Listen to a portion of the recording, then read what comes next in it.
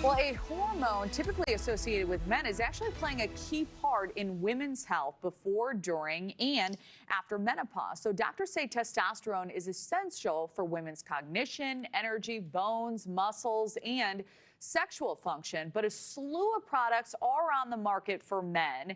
It's slim pickings for women, and some doctors are also reluctant to prescribe it. Board certified urologist and surgeon Dr. Lauren Schulz is weighing in on this one for us. Doctor, good morning to you.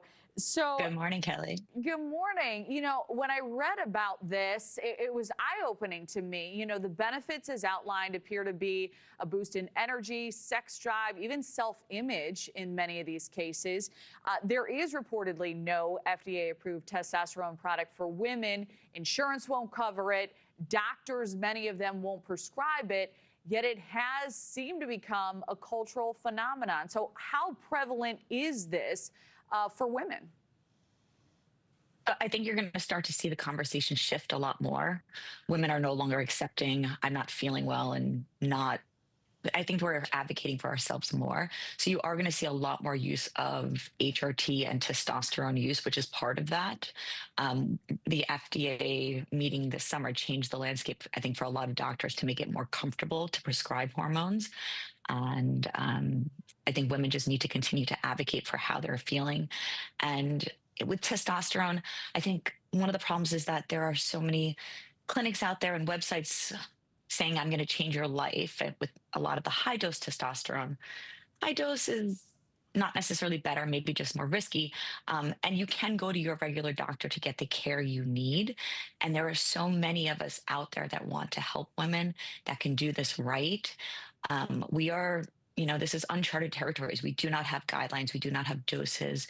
We do not have FDA approval right now. So it is a little bit more challenging and not available to everyone because we do have to utilize compound pharmacies or try to dose the available forms that are out there for men right now. But it can be so impactful. So it is so important to explore it. And if you're feeling different and something's not going right, especially in our perimenopausal space, which so many of us are entering into now, it's incredibly important. The only place we have testosterone approved right now is for the postmenopausal female that's really struggling with sex drive. Well, definitely, it's a very interesting conversation as well. There are risks, feeling less desirable, hair loss. In some cases, women reported a deepening of their voice. So, what is the cautionary tale behind this new fad-like drug? Yeah, weigh your risks and benefits. The voice change can often be permanent. Hair loss, yes, you can shave it off. But the goal is for us, we're doing this because we want to look and feel our best selves. And so you want to maintain things that are important to us, like lush hair and our feminine voices. So I think finding a happy middle ground, and that's what makes testosterone in women a bit tricky because it does involve checking labs. It does involve a lot of constant feedback, common conversations, how you're feeling. I don't have to max out a dose to get someone to feel really good. And then there's also the thought that, maybe it's not the testosterone that's causing some of your symptoms. You explore it, you give it ample time to see how you're feeling and to make the adjustments in your body.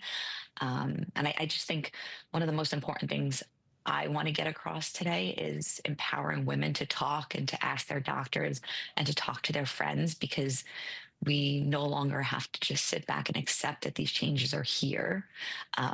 And it's not just about libido. Testosterone is so important for the woman's body, for metabolism, for mental health, for cardiovascular health, for bone health.